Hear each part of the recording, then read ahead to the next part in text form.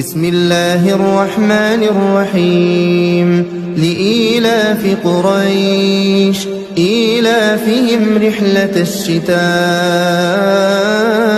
والصيف فليعبدوا رب هذا البيت الذي أطعمهم من جوع وآمنهم من خوف.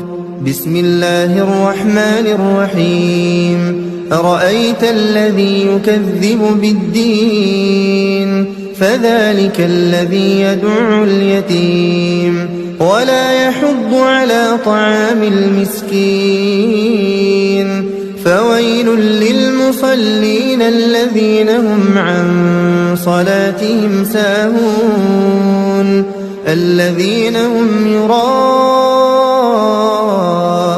ويمنعون الماعون.